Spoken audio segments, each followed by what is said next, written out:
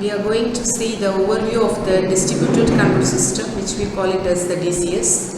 It's being presented by N.SIVASANKARI, Assistant Professor, EIE, PNCZ. Let me give the introduction of this DCS. The distributed control system is normally it is a computerized type of the control system, and it is mainly used for a process or a plant. Most probably, when you talk about this DCS, it consists of a large number of control loops, and here we are making use of an enormous number of autonomous controllers that are distributed throughout the system. Although many controllers are distributed throughout the system, the central control is being operated by the supervisory control, and mainly where we are using this DCS is that the plants are in a process where we need an enhanced reliability, and in order to reduce the installation cost, this is being done by localizing all the control functions that occurs near the process plant with remote monitoring as well as by means of the supervision. So on the whole, this DCS is mainly used on a large continuous process plants that have a very high reliability, and the security is highly required. Then coming to the structure of DCS. So here it consists of several levels of hierarchy. So actually the hierarchy level starts from 0 to level 4. So coming to the 0th level, here we are mainly deals with the field level devices, and your level 2 you have this microcontroller based, and in level 2 you are having supervisory computers, and in level 3 you are having coordinating computers, and in the level 4 you are having this central computers. So then when you see about this functional manufacturing levels that is being used in our computerized control, starting with the level 0. So it mainly consists of the field devices, which we say such as this temperature sensors, pressure sensors, whether it may be a flow level, and here also we are making use of this final control elements such as this control valves, etc. Then in level 1, mainly it consists of this industrialized I/O devices, which we call it as your input as well as the output modules, and also their associated electronic processors or the controllers. And your level 2, mainly it includes the supervisory computers, and its main purpose is to collect the information from the various processor nodes that is being present in your system and provide the various operator control screens. Okay. Then your level 3, it is mainly it's meant for this production level of control. And here it does not directly control the entire process, but mainly it is concerned with the monitoring as well as the production as well as the target. Then your level 4, and finally it is your production level scheduling that's being done here. Most probably your level 1 and level 2 functions are mainly present in a traditional type of DCS. So here everything else form an integrated system for a single manufacturer. That comes from a single manufacturer, and your level 3 and 4, and they are not meant for process control, whereas your 1 and 2 levels are meant for the process control, and this 3 and 4 mainly they deal with your production control as well as the product scheduling. Then this is so the general architecture of the DCS. Most probably, as we seen earlier, it consists of 4 basic elements that are being present in your DCS architecture. Is the first thing is your engineering controller, that is your engineering PC, that's your personal computer or else your controller. And your second thing is your distributed controller, which we call it as your LCU, that is your local control unit. and the third one is your operating station. Mainly here we can see this HMI, that is the human machine interface, and finally the fourth one is the communication, that is the shared communication facilities. So all these four on the whole, they constitute a DCS architecture. Then if you see the detailed this detailed view of how this DCS performs is that. So you see, you are having this process transducers, actuators, etc. These comes under your lower level of field devices, and see all this informations what we need for this the entire process. So the input information is mainly get from this field devices. So that's being controlled by your local control unit. So here in this LCU, so you are having this low level human interfaces. So that's the thing here. And you see here you are having your input as well as this IO units, so that's being present in your field level.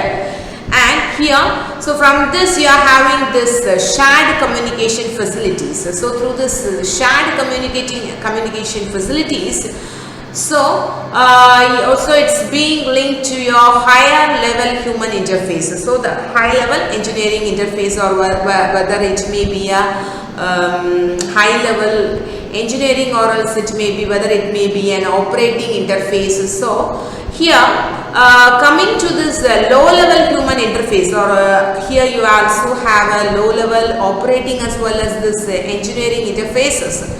So here mainly all these basic control actions that are being continuous for a particular process control plant. Okay, so that's being dealt with this LCU, and in this LCU mainly deals with this that is here the devices that are in the local geographical locations that are being locally controlled by this LCU.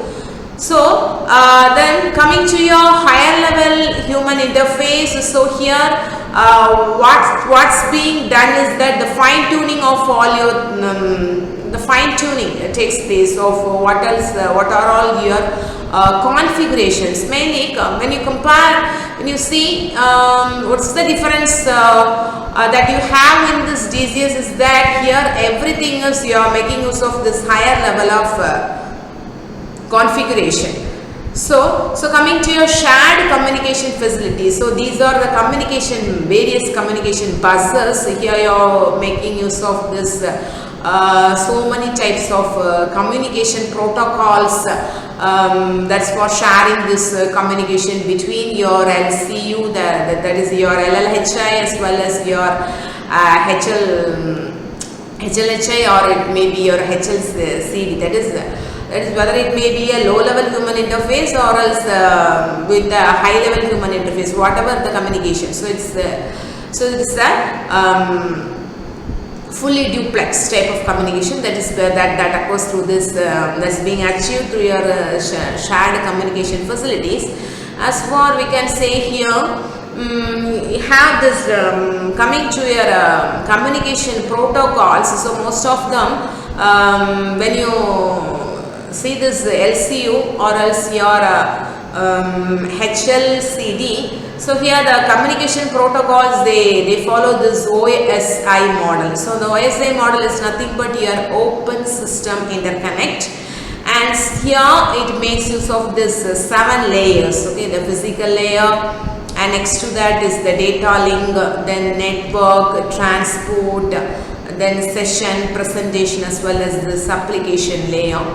And most probably all of our physical connections of this end devices will be present in your physical layer, and your data link layer you'll be having this whether it may be a logical link layer. It's further classified in logical link as well as this MAC layer.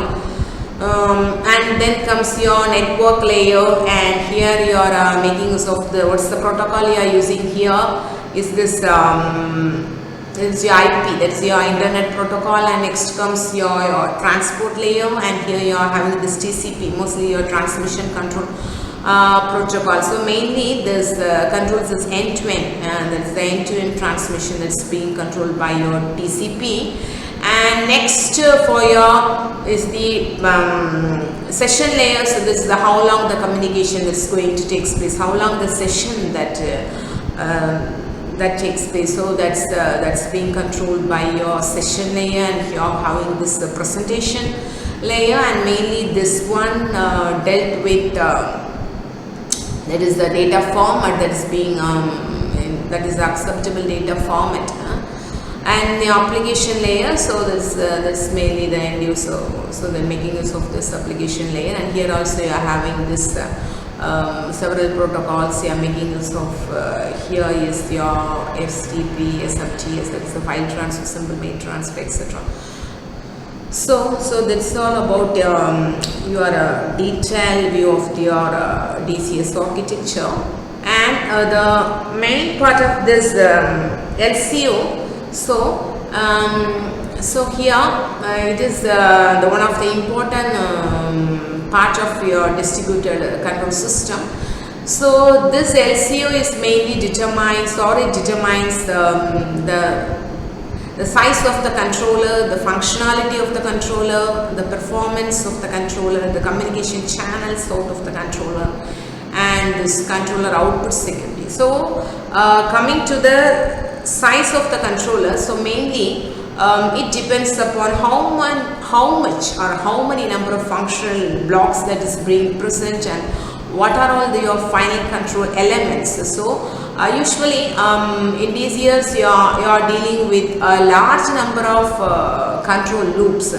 So here you need to control a number of functional blocks, as well as a number of control elements, and also the large number of I/O channels. Then coming to the functionalities, you are having a mixed number of functional blocks, and here you are making use of so many language statements, or else whether it may be a mixed type of various processes, and here you are making use of either an analog type of I/O or a digital I/O. Okay. Then performance. Here when you cast about this performance of a controller, here the controller mostly scans the input as well as the output process, and usually the process variable that is being generates your control signal. So that's the main thing, that is the performance of the controller that's being done. Then the communication channels here, so that is being identified by the what is the number of the channels, as well as its type, speed, and also upon the type of the controller you are going to use, and how it is going to communicate with all other field devices. Then coming to the controller output security, for security purpose, either we are going for this manual backup or the redundancy concept. Here in redundancy you are having this additional or the backup or standby LCOs for performing these units. Then this is all the basic elements of your local control unit, which is the important part of DCS. So you see, initially internally it is having an internal communication bus. So it has a CPU, ROM, RAM, and usually when you talk about this LCU, they are mainly the microcontroller based. Here also they are having this I/O, your processing, central processing unit, your read-only memory, your random access memory, and your digital I/O, and as well as your analog I/O. So everything is being present in a single unit.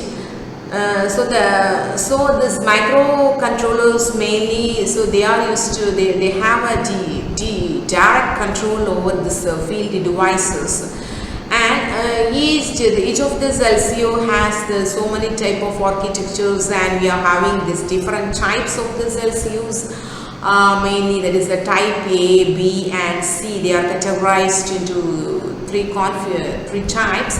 So this is mainly based on their the size of that is the CPU, as well as your ROM, RAM, capacity, and mainly how many number of this digital IOs as well as your analog IOs that is being supported by this LCD. So based upon this, you are having several configurations, and that too depends upon this applications. We can choose that compatible type. Then coming to your major qualities, what we have in DCS is that mostly in your distributed control system, you are having as we have discussed, it consists of a number of control loops is present. So we are in need to control various control functions. So these functions are being distributed into a small sets of a subsystem. So these are mainly we can say to be a semi-autonomous type. So and these are interconnected by means of a communication bus. So this buses are usually they are high-speed communication bus. Then what's this function of this bus? Mainly they helps in the data acquisition and how to present. That's the data presentation and the control of a process. It's the supervision, monitoring, and also that what are all the reports, reporting the information, and the storage as well as the retrieval of the particular data information. Then mainly this is the automating the entire manufacturing process is done by this DCS with the help of an integrated advanced control strategy. So that is the main thing or the main characteristics of this DCS. It will automate the manufacturing process, and this is being achieved by integrating the advanced control strategy. And another important quality of this DCS is that all of this is being engaged into a single entity or else into a single system. Then moreover, this DCS organizes this entire control structure into a single automation system. So what it does is that it unites several subsystems. So this is that is the union of the various subsystems that is being present in a process or a plant is properly done with the help of a command that is a standardized command structure, and it also follows the proper channel of information flow. And most probably this DCS it also includes this basic elements. As we told earlier, it has this of engineering workstation which consists of your engineering PCs or else your controller, and your distributed controllers or else your local control unit, and then your operating systems. Here you are having so many operator displays. Suppose if you are such as your graphical display or the records or a recorder if you need a recorder, or else it may be a graphical or a recorder or a CRT, that type of displays. And here it also consists of what your process control unit and many other smart devices and the entire communication system.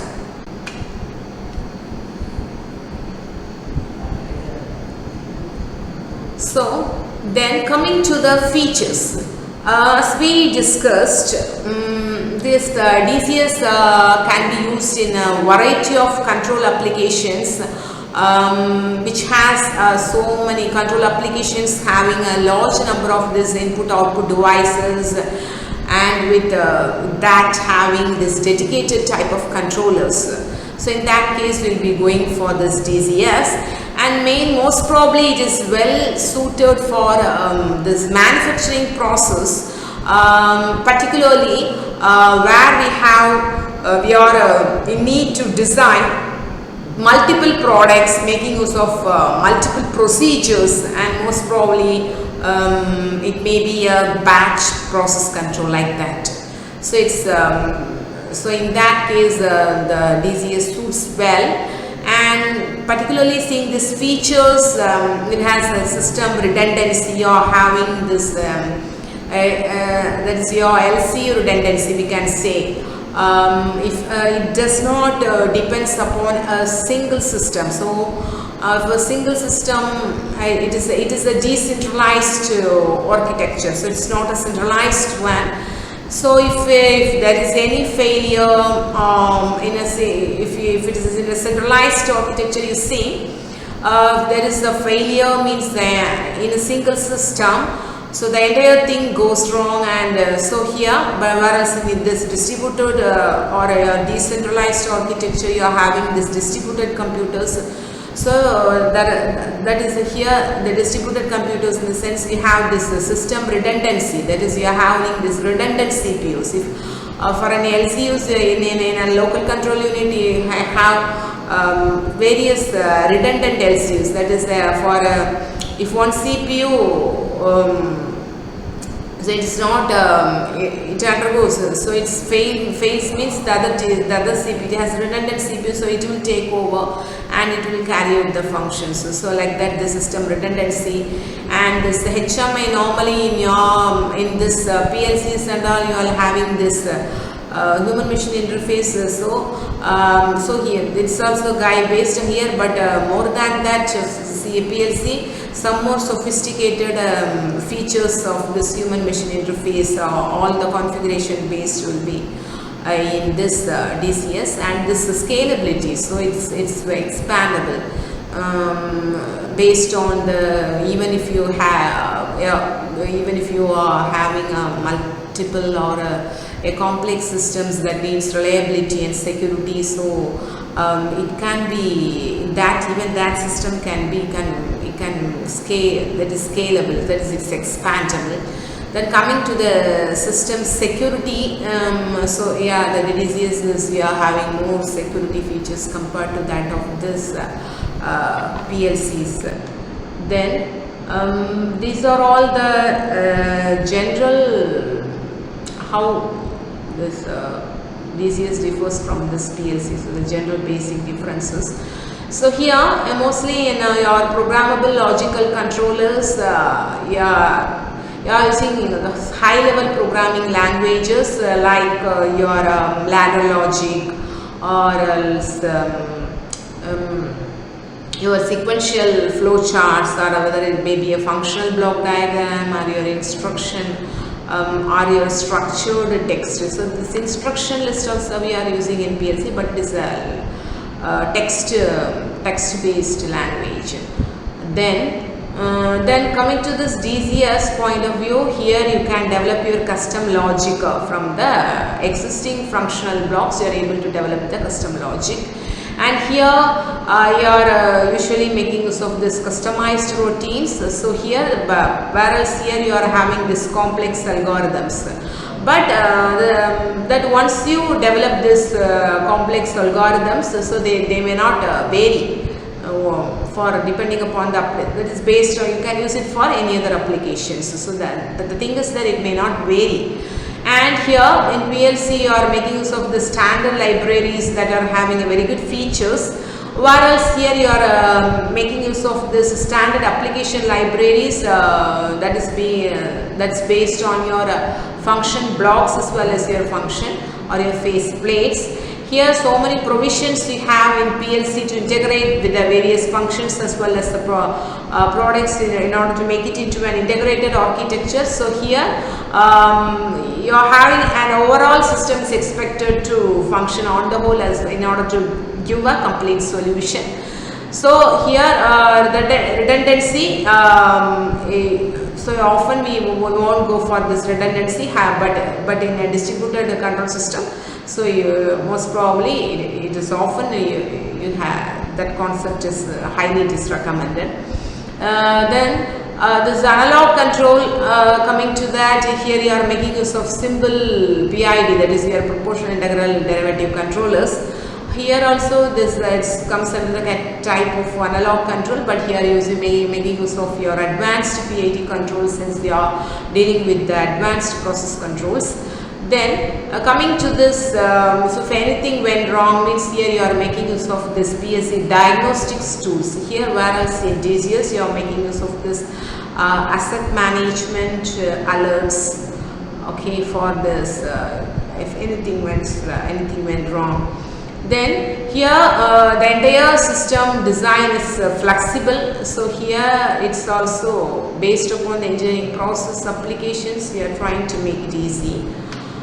Then the character wise, when we see about of the important characteristic wise, if you differentiate this PLC from this DCS, so it's being introduced, your PLC is being introduced in 1960s, whereas your DCS is in 1970.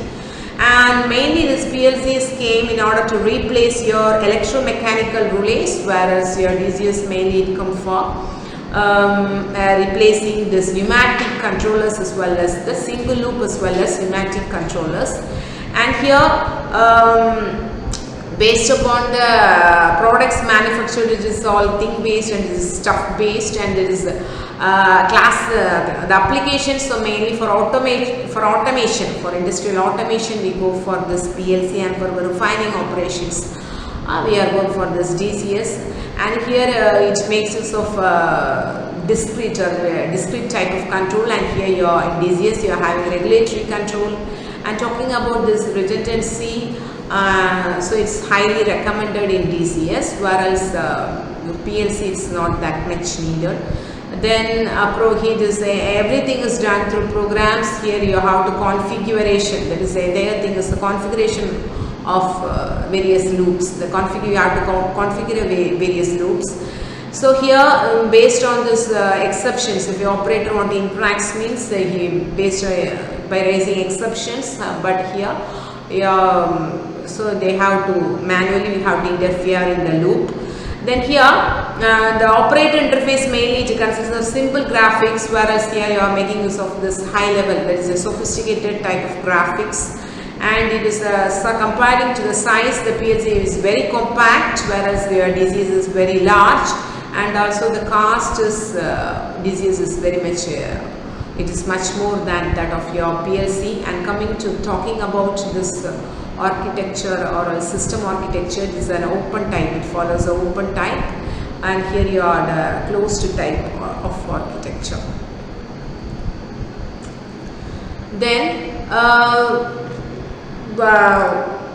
you have to consider in which place or else in which scenario we have to use this DCS or your PLC. For that you have to keep in mind certain key factors. So these factors are to be considered, and first one is your response time. So when you need if your process needs for your process you need the very fast response time, and it is if the response times are very critical, in that case we opt for your PLC. As we all know, these PLCs are very fast, and this PLC control is very good for the real-time applications. Okay, for safety shutdown or firing control, that's for critical operations we have to go for this PLC. Since your DCS takes much more longer response time in order to process the data. So in that, if you need this response time to be fostered in that process, you have to opt for this PLC rather than the DCS. Then compared to the scalability, here in your PLC you can add up to a few thousands of your I/O points, your input-output points, whereas this DCS is able to handle many thousands of your I/O points, and it is able to accommodate a large number of new equipments, and you can easily enhance the process as well as integrate the data. So mainly this DCS is preferred where you have the advanced process control. You are in need of advanced process control that has a large facility, and it is being spread over the wide geographic area consisting of thousands of I/O points. And coming to this complexity, so if this your process is being a complex, you have to probably you have to opt for your advanced process control capabilities in order to mitigate or to deal with, or in order to carry out your complex range of your many continuous production process, mainly in case of your oil, gas, water treatment as well as your chemical processing. Then also some other key factors are such as your frequent process changes. Suppose if your changeover of the process is frequent, that means if you want to analyze a huge amount of data, in that case we have to opt this DCS, and no way PLC is able to deal with that. Then depending upon this, when you are considering the vendor support, so it's much more better in this PLC based systems, because this PLC vendors, they offer support services, and through their team of your integrated system partners, and whereas your DCS, they most probably they require the users to employ all those things, that is integrated services as well as this implementation of the process changes. They usually will encourage the users to employ them. Then when you talk about this overall merits of this DCS as well as this PLC, the DCS is said to have a more advantage when you are considering a large continuous process plants, where we need the high level of reliability as well as the security, and also in case your control room is not geographically remote. So in that scenario, the DCS is well suited. Then talking about this benefits of this distributed control system, it requires a minimal troubleshooting, and it contains this human machine interfaces. So it has a sophisticated that is a HMI graphics. So they are the operators, that is the operator display. The operation stations, they have a high level of this graphics and faceplate, so that's the interaction is made, human machine interaction is made quite easy. And it has that is the alarm system, so is also very useful for giving this warnings if this process variables or something else undergoes or it falls below a certain level. So, and mainly it lends much more to for the better organization as well as the consistency. When you are comparing this PLC as well as your DCS, this is much more better. And here this for if you are considering this management of a batch process, this PLC is much more this DCS is much more much more important for consideration of your batch process management. Then your open process control or your OPC, so also it's one of this benefit, and you are having this reduced engineering time, and you are having this redundant CPUs. So that concept is very useful in a distributed system or in a distributed system. So if anything, so here you are not depending upon a single system. So here this redundant CPUs have been overcoming that come over with that challenge. Then coming to this applications of DCS, mainly in chemical plants, petrochemical and oil refineries, pulp and paper mills, this boiler controls and power plant systems, in nuclear power plants, environmental control system, water management systems, water treatment plants, as well as your sewage treatment plants. So you see this when you see this distributed control system, mainly the systems that makes use of this, you see, when for example if you say this petrochemical industries, so here you are having so many products. For example, in not alone you are making use of this distillation columns, and your intermediate stage, you are getting so many intermediate products, not only this petrol alone. So you see this petrol refining at the certain level of you're at each at varied temperature levels, you are getting different products, byproducts you are getting. You see this before petrol starting, when you go for this petrol refining, you'll be from the crude oil. If you are refining this petrol means initially you'll be getting this kerosene, then diesel,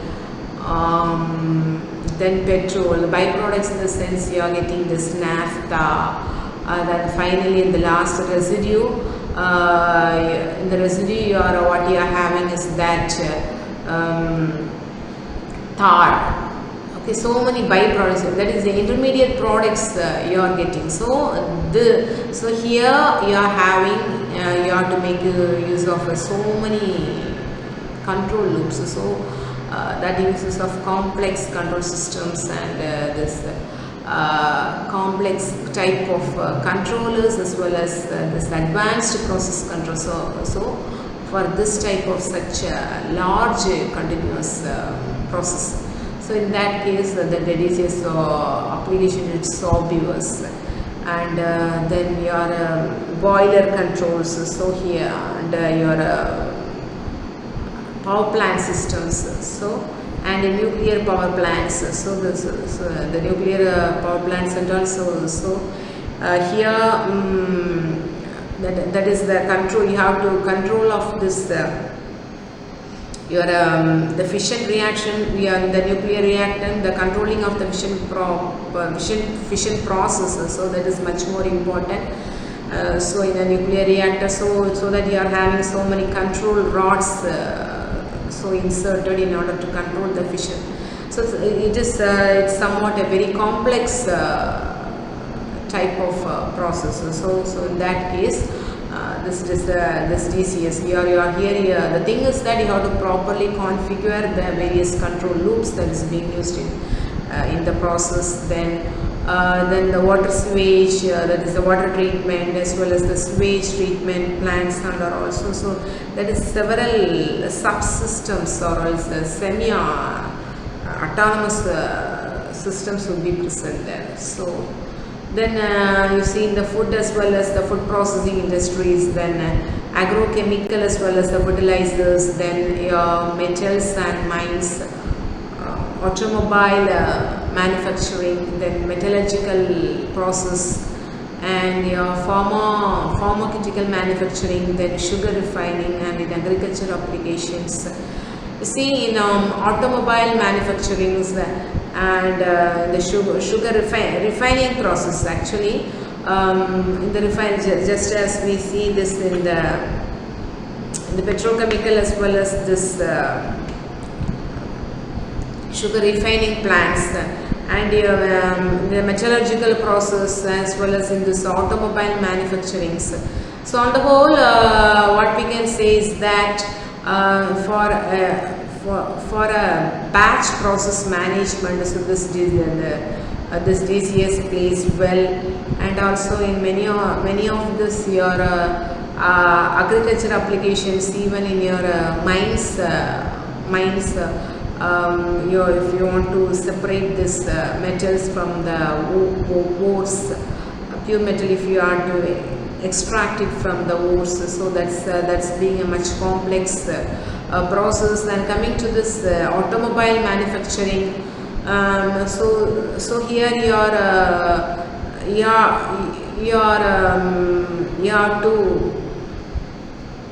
so it has to come over several levels of processes, so that much complexity is being involved. But when you talk about this programmable logic controllers, you see, for a simple, for a less complex process. So, and if you need a faster, for example, for you say for a bottle filling system like that, then your that is the starter control, like that motor starter control. So in that case, or else your automatic, that is the packing, automated packing, that is, you see, packing of for example, you can see that is the Coca-Cola, that is can automated, that type of this automated process we go for this PLC, whereas for this complex real-time process are mainly for batch management, we go for this DCS. Thank you.